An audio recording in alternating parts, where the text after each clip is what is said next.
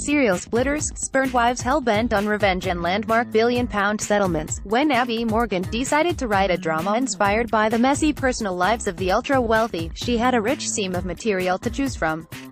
London is the divorce capital of the world, and for Morgan the shockwaves caused by those relationships and freefall have proved gripping fodder for drama. Morgan introduces us to the world of divorce lawyers through a day in the life of Hannah.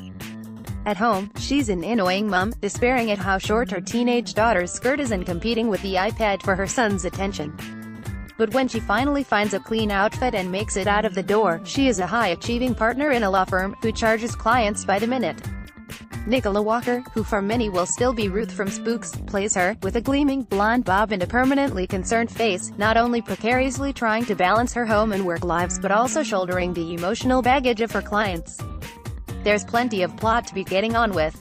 We start with the man who can only pluck up the courage to tell his wife, Mirosile, that he wants a divorce once they are in Hannah's office. In a mid-meeting ambush, Ruth, Deborah Findlay, Nina, Annabelle Sholey, Hannah, Nicola Walker, Rose, Fiona Button, Oscar, Anthony Head, Hannah, Nicola Walker, Rose, Fiona Button, Hannah, Nicola Walker, Nina, Annabelle Sholey, Oscar, Anthony Head, Davy, Stephen Tompkinson, Goldie, Mirosile, Davy, Stephen Tompkinson, Hannah, Nicola Walker, Nathan, Stephen Mangan. Sila's excellent in a Shakespearean turn as the wronged wife. She is forced to come to terms with the alien world of divorce, asking Hannah, "Do you enjoy this, watching people tear themselves apart?" but discovering that she has steely depths. Morgan has a knack for dialogue, as we saw in Emmy Award-winning BBC drama The Hour and her films Suffragette and The Iron Lady. While satisfyingly dramatic, it's not overblown.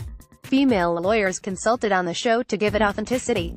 There's a topical subplot about a comedian who uses material from his marriage breakdown in his set, just like the stand-up who was recently sued by her husband in real life.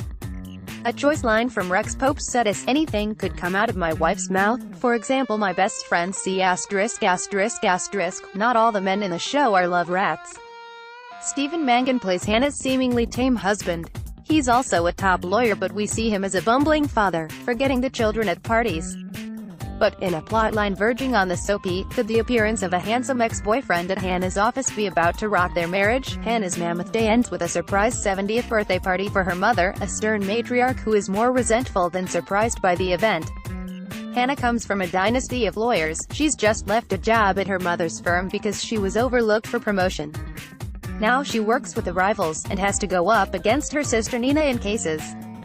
There's another sister. Did Morgan consider the Woody Allen Hannah and her sister's reference, who is a fun nanny, about to get married to a man the family think is a bit of a sap? Few more ruminating on whether a happy marriage is ever sustainable. The split trailer. BBC One. Hannah's mother brought up 3 daughters single-handedly when their father walked out.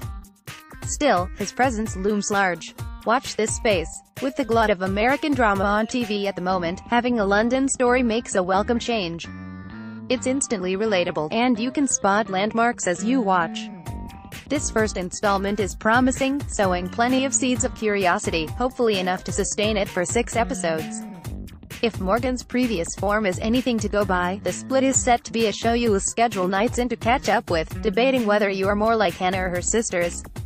At Susanna Butterpick of the day. Chicago Fire, Sky Living, 9 p.m. A change of pace inside Chicago's Firehouse 51, as the FBI moves in for an undercover mission. A violent fugitive has murdered a federal agent in St. Louis, and the feds believe he is hiding out with his brother who lives across the street. All you need to worry about is sitting tight, says Special Agent Reardon, Chance Kelly, and staying out of our way.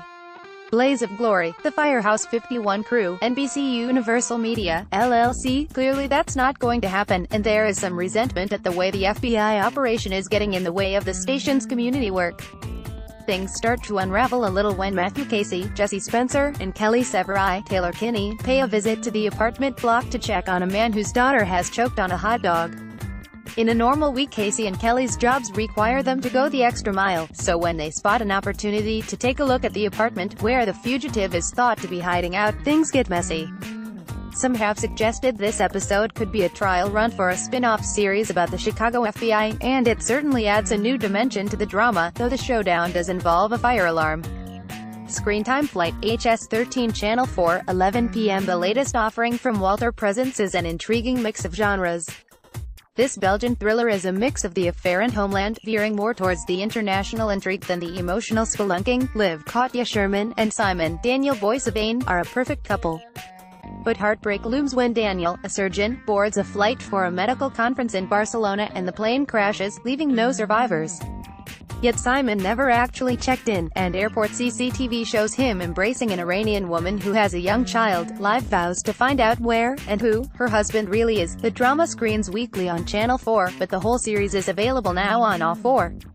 The Royal Good Guys, London Live, 8 p.m. With the appointment of Prince Charles as the next head of the Commonwealth, his PowerPoint presentation in the second interview edging him the job. Hopefully he won't be too busy to continue his charity work, some of which is followed in this documentary. His sons are no slouches, either, promoting the Invictus Games and mental health charities. The Night Bus, London Live, 10 p.m. What a show of admirable restraint you have shown in taking a night bus. A wonderful evening of boozing has been tailed with commendable thriftiness, that money saved on a cab ready to be directed towards a life-saving sausage sandwich in the morning. Well done. You are theoretically up. And then your phone's gone, meaning you're definitely down. It was there a minute ago, next to where's me keys, but where's me phone? Late-night pilfery is encountered in this ride home aboard the giant taxi that needs regular stops because it tires easily. When a thief pockets a mobile when the owner's distracted, follows is an unexpected sight, as another passenger has noticed the theft and doesn't pretend to be asleep. Catch up Westworld, Sky Atlantic. There's still time to catch up on the first episode of Series 2 of Westworld before the internet explodes. But hurry. Already there is heated discussion online about how Bernard seems to be slipping in between time zones. Kudos, though, to Wired, for pondering the status of the horses in the artificial intelligence theme park. What would be the difference between a conscious robot horse and a robot merely simulating a horse? It asks, accidentally launching 1,000 philosophy PhDs. Genius. Picasso. National Geographic. There's a lot to argue about in this dramatic reconstruction of the artist's life, starring Antonio Banderas as the 1930s model of the genius painter. If there's a quibble, and there is, it's that a program about such a disruptive, free thinker should be rendered as the stuff of the traditional biopic. Possibly the filmmakers should have asked, what would Pablo do?